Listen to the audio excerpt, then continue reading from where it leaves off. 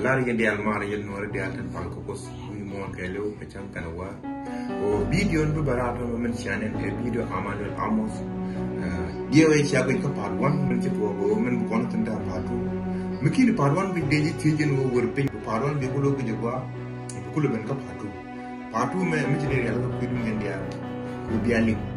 gone yo ci channel la me gone yo biala ka biya subscribe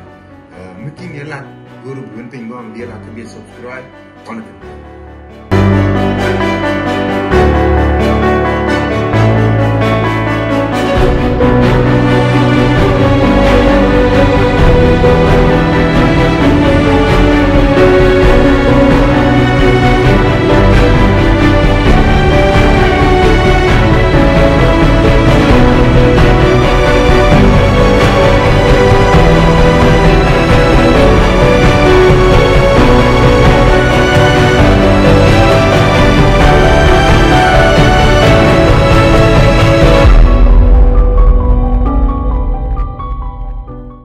Maraida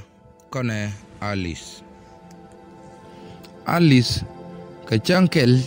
chwe jogen go kawar ka taro yo tegalat gora bu konalat ngwamo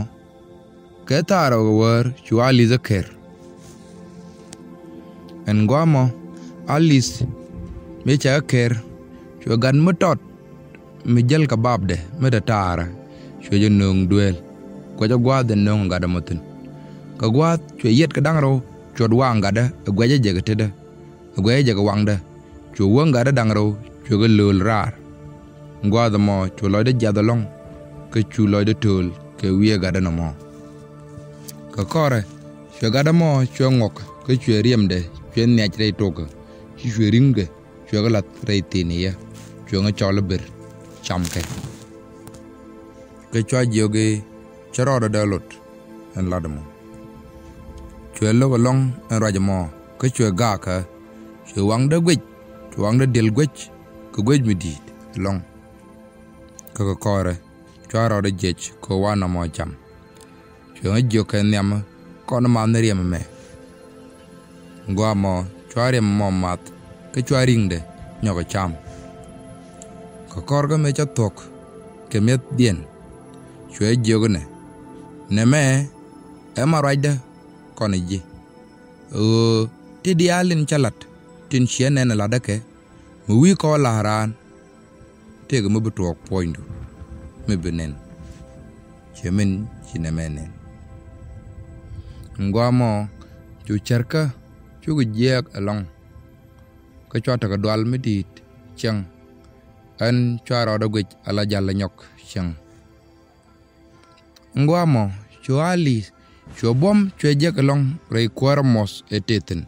ke chwa ja kap gwat meten nyam ko jen charam jidit chenung rei kwara ram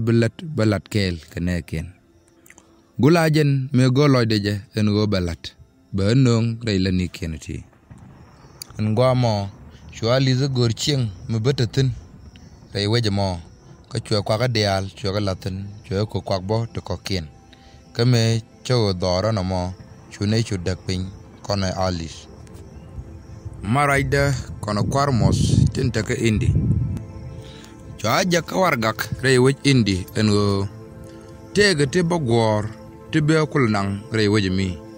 bette cha gware warga to kon lallet bakul to do moka gwaden cha chalten Chajoge minka kun mi chobol kenati chekom ngwane tichi jek ka chwa jok en wo wer gwat en lana do kon ngeten ka war te jok ti bujek bia toj yenake chwa jok en wo mi wo toj ka jok to gwat kunyo na mo telran kene ti tagring kene rem wi mon me bia nyok toj kwa bia gwat kel ma de nyok yeneje chwa de ti chwa gware war gaga go mu wa kolat bakula to gwat boka ke India chwatiti chwagalat ka gwala de tatin chu yo chu grode reblong la analet ka gumruk gwada la ngwa kwa kwakatin ka tol ka ngwaktin chwata yo du ngwana long ka gwat mi chek ka chankel me cho gwalat re rak ka luinde jok me cha duela ban lep chwaran ban jek mutinyur re duel ka ja duel gaganin men jana chada dwal ka je nyen choy jogi jin chejen jin Emmanuel Amos choy jog ajanan choy jog ko gwa an cha jak ko ban wakel bainang ke India ta marial roduka tenu ko dial ban jen ko kore me cha dul ka cha ko tuk ka gang ni cho ban nyur wi kwam ete nyurtun lim ne yo balar mo bne lada ko kore me cha nyot ka tede chumi chi marnial chuben chune bat kon je kondaro chune roda wajak no gwam no din gwat me chale daida ka India gwat de chawtin rey duel midit mudane du ngwantin leb kana ko lorka ka talwan midit ngay kana jantak en beben ka me cha chop cha jogono kono ben batay ne gwada ja chodu kartene chodwal manamen shotay ko kore chwane nung tini mi cha ngukiring ran kwal nung ne ideal ko cham gaje ngwamo chane ideal mo katan titiene tishat ka alene titel mi cha latreden ko chwane tedria mo arame joy ne poinde telewide ko kore chune de to chune ga cham ko chune ire mo ma ko kore chata ko bom mi di de long kan ngwa da mo chwane jak kare pol be long be te ga lweng be te ga metere to kudang raw en pulo mo te lay to want to goal taken reide kan lay to taken ka dup lekan to want to jak gulyar reite ka daga ke no wal mekan ben rey kwaramo ja ko jak takentin en chata ganin baraw rey polamo nyot ka leto en weche ben rey kwara dien ka konin nang baraw cha barar cha ngajak e got modo dien mi chale India dan chunay watin ka chunay jagwan jeng ni tungwan long wajektin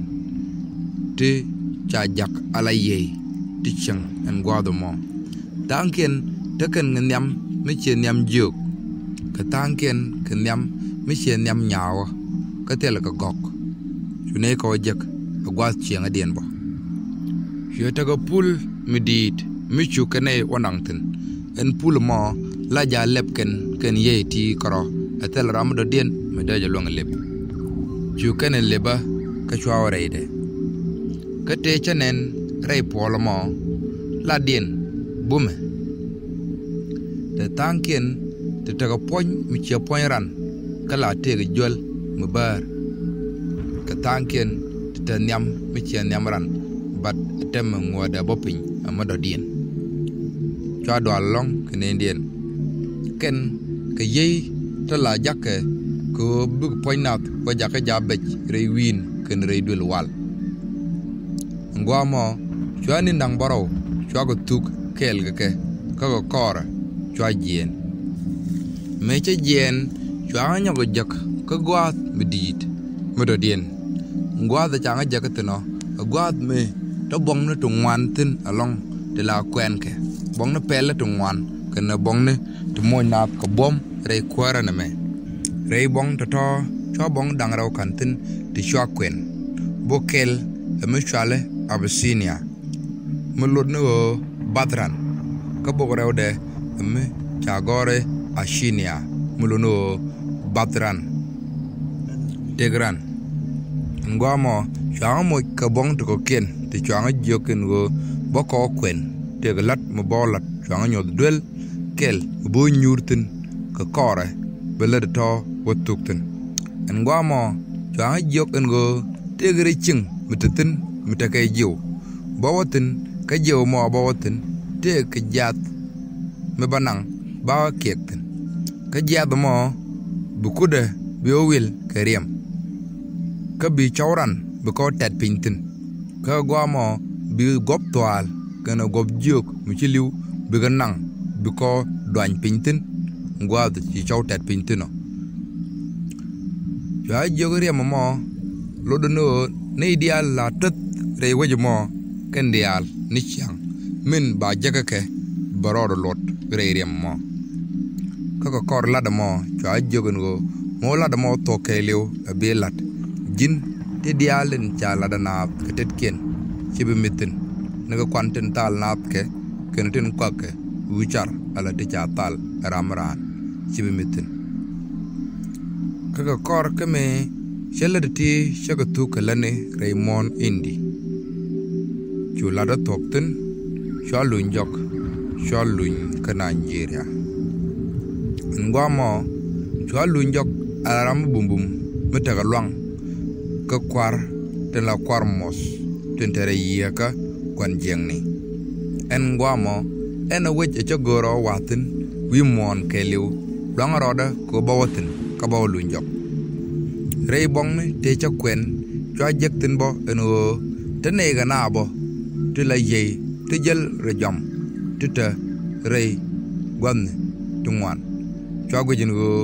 tong ba bom de rebo aba jal kel ke ye to chwa lat mi cha nyoda rei bok eno da rana lat da gok da ga ben karan chwa ja lat chwa to the mo chwa ja twet ka ko kore chu gok pel ka chwa ro gop chwa bat chwa won re jam chwa ye taro jam chwa ko jek ka chu kana te ijin angu gore mo chwa ga jogan gore long chwa ta ga jong dang raw kel ga ke ka ko kora me cha long jek chwa luñ pin wi mon me cha long me jek chwa nyago to ga nok ko gore je de long mo den nyago gor bo me de ra nyago rep ka je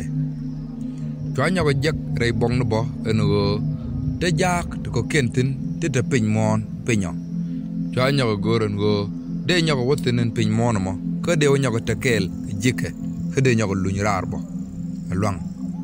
cha dop en woko na pin cha jalat kata en cha gore re bok ko ngwamo cha pin cha jalep ke cha pin me ci pin ro de leba cha te ye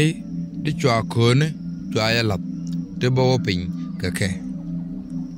me cho pin antong mi chwa jaga la mus me chol along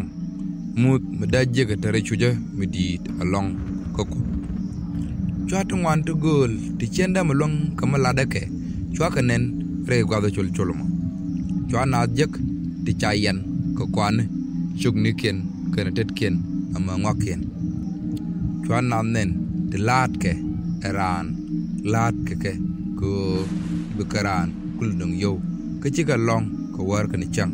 empinyo chwa nei te takata kwara won mon jek nei ti dit along ti tanyal rei kwara inta kontin wi mon ti taga nei ti cha jaga pin ti wolong wojo gor pin te ga much ti nang ken ke ti top ken ke ko te ga long mo gor ken me ba reb ke wi mon ko kwilani tin ba nat jaga pel chwa nei ti jilo kot bo chwa ka nen ti be ala kwar ti gor ko long ko kwi lenni tin be ken ko lat ko mitega mi ci kana lar tel rama bi lok ka tel dop mi ba longa ka ma ga je en bo me che janyen gwa do mo ko kor jong dang raw chwa long e gor chwa je jek ala long mi di de long ka ko go ka gore chwa jien an chwa ben wi mon anada gwit alaram mitalot alaram ma koch ba ndo chicken nga ya ram tedi reja tong mi en gwamo chwa ko long ka ma ngaje ke amene min goran da lat ka akane na lat manam chien tambo wi mon tane de wantin de la joj eno ke jukko ko ka ne de koy koaj dum do kwik konke ikene de tede ramme ba longa ma ngapke ramte ye re ye show kar so karade maraida kono kwarchik ka chankel chala goren go be chokola wan balo jal amat to char me chawa ja kairar chwa nyalo jek mi chunga kurum domni to char me teret ko kude tel me chwa larje kaga changa dongbo chwa nyogo ben chwa ben jek te chunga gwa do kelmo ka tel me chwa larje bo nyok kaga changa dioden chwa nyogo ben bo ka jen gwa do mo chwa nyogo jek ni gwa de medan te chunga ten kaga kora chwa chol ka chwa lar male chwa kude chwa rai kije chwa joge an chwa la Amanuel Amos kajin chwa lady ndo kana loch kana lar chode la tok chwa ngatiech ka gwadin changa ka chwa lare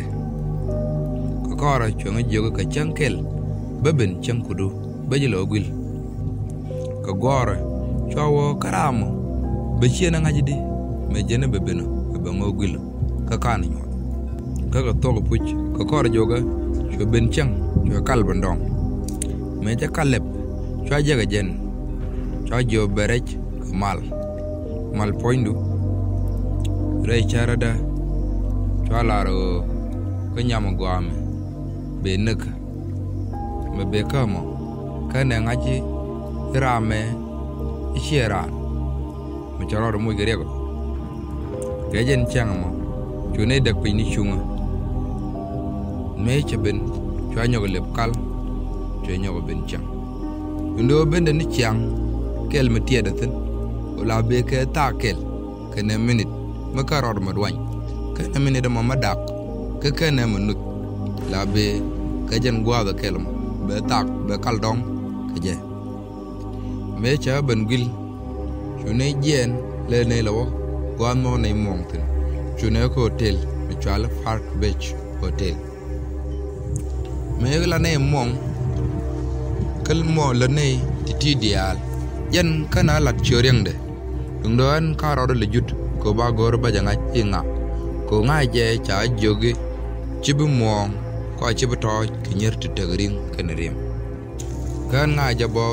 mong da ko ngai da karo chibu wo abara dalong bangok ka gwa mi chek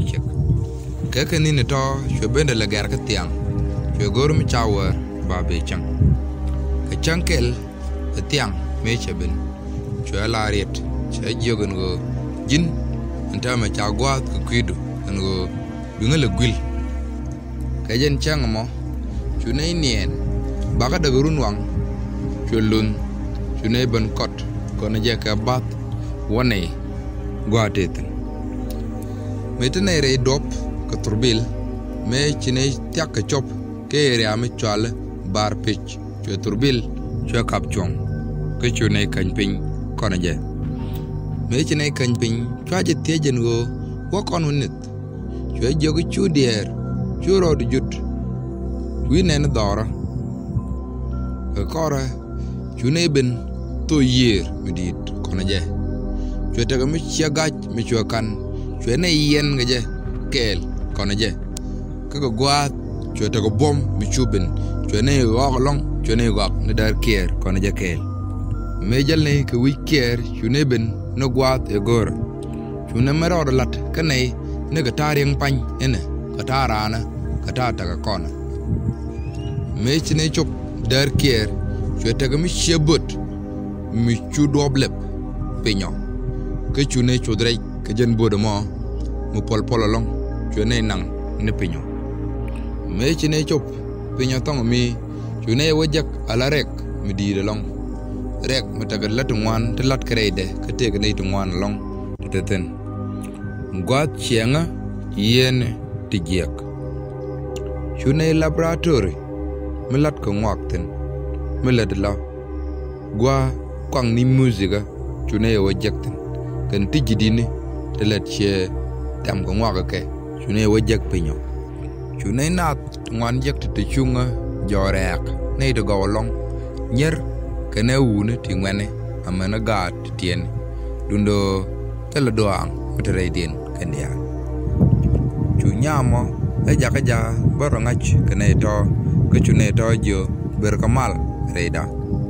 ko kore chune wore duel mi chwala duel mos jene duel mi chul mala ngwa yen ke ka ba ka gagreten a kor ka me cha nyot duel in min natin kan duel in latke let kwangni kan leten tin kongtin ka jogde cho ngo nyot duel to jade la gwa chianga de ka kore cho ngala rajene cha joga an kwarchik ka kwar modome min dini jen kan gur jiko cha jan no balet kel ji cha jogan ta ka long medit ba jo moy ka long ka tin ko ken tin gur bo dei let ke ba kamji rong an ba jo moy ka kwak turong ka kuite ka du ka ba jo moy ka jak te ba je gang wan dial tin witin ka bu ga jal kel ji reilen tin belat me cha la raja mo shwe tan ngun mi cha nguk kering ran shwe nung ala mi cham ne ka kore chune cham kel kon je chwe tol jaga ja nung ge je ka me cha tol nung shwe jewne roje kan long roj chwe ko bom la no wan je dum do chen long ka mo roje je cha je ga daran tol mi tek long ka mo roje je di ka kore shwe bom de shwe kan shwe la poinde ka chwa tol mo long ka mo roje je chwe je ga dokti ka mo roje ne ka kono ji ka beken ji long ka lok ka tin ko ken tin ban lat ka wa ko won niam ja jori amran ken ring ran ka tol ka nan diok telarami bijingich ken beken ji lok ko telarami bi ngaji jiran kwar gwan jeng ni ja gwan jeng ni min cha kama ko bangagang relen dial den balat atel me binga guir ko mi chawo gor dor changa mi chama la na lerje ka be wononga na gam nanan chon nok en go te dialin chagor balat benege yiglat kel ko kor raja mo chwe nyaw nang re dwe lat medodin gwade chine wotin te ga jen ti chine ko jek reide ko jena to kan dial te jado ka lade tanken te reiden ka jat melat ke ko ba na luenga je bran liu ka jat melat ke ko deran jakaja bran gak e boloiran jek brar nakrade ka jat melat ke ko de rameta poinde ke jwe jakada poinde gwa ka jwede ngwa mone chonga moy ka long ko de rodo loj alale ka le dial tin te yer ato go na ka nyang amana raw amana tol amana le mudadien mi choro loj ala dor de jal ala no mo ko kor ka me chine te kel re kier ko kor joga kel chwa lunyirar ka bome cha kama ke chwar loj ala nyang chwa berar laborator ne tinta piny mon pinyo meja jany re lek logos ko kor joga kel chwaro ro nyawere de nyok chwalo re kier chwawta en wini ka pas dangraw chwagoru ba ngaja gwa en go ngulat komo en laborator ne tantis ne tinta piny kier chwa tantis ne ojek pinyo en go letken letungwan along chwa tantis ne titi ojek en go letken ngak to go along ku kan torbiel to ga biel to go along design kana mai ti did along te da na rodin bat ka wi mon on kana long bo ko gor en go da kana ngaj e chuong tin chung win mon e ka ne ka e be kan ga jek tundo tela ram long no mo ka jek ne ko nyal karade ngaj lodo mo shune lawo kujin botul ngwan rar ka je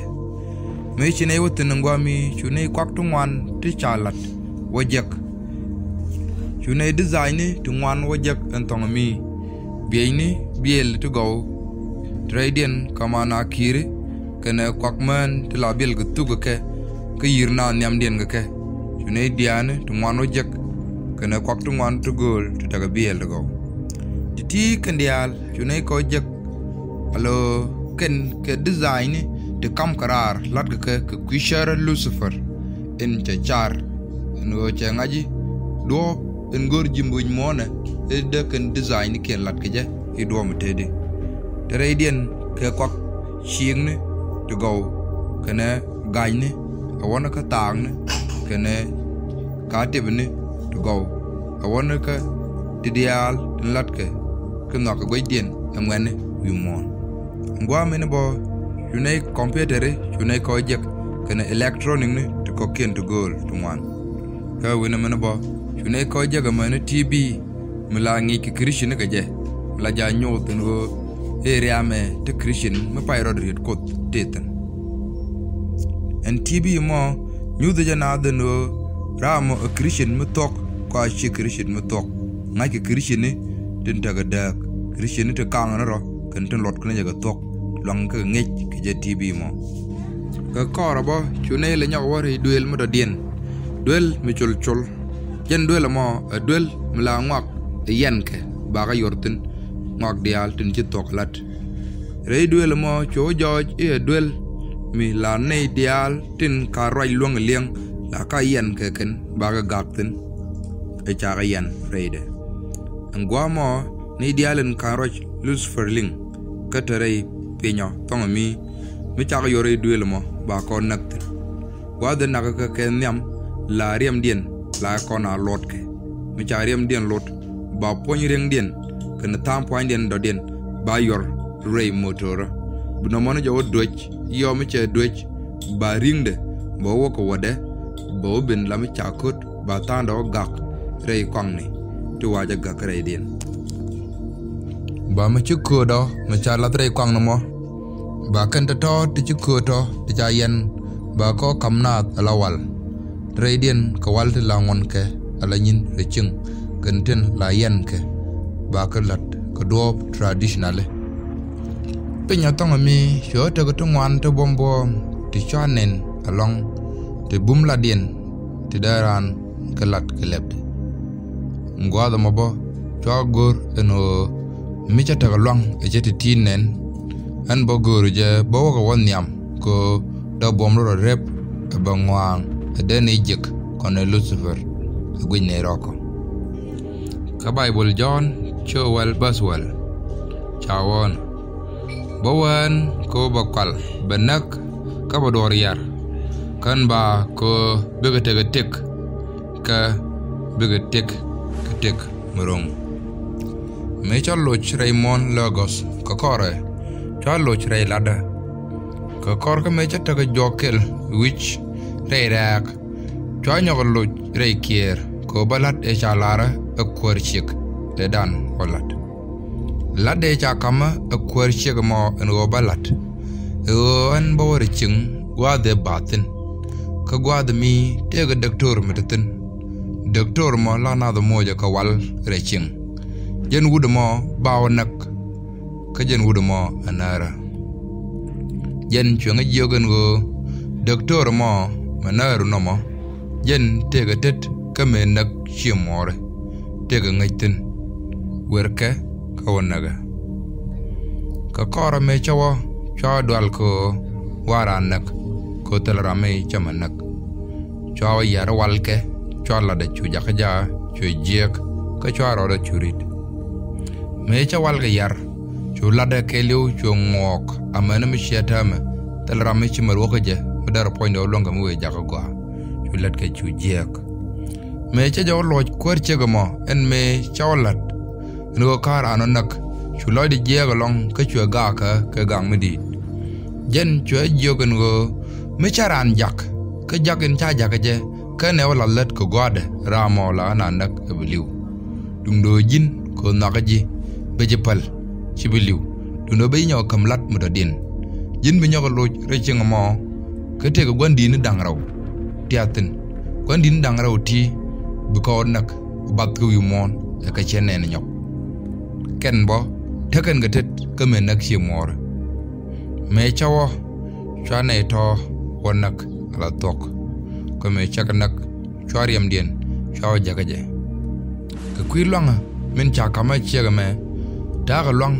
la antungwan let kje e changrame chenyin ka lok la na yer te nyame chakon gorowal mi che kon lok mi chinerum chwa nyamde chwa ja chwe jiek e chuna gwe de tol reiwe ka korgat chu gwat chup ko benejik kone shaitan kwa Lucifer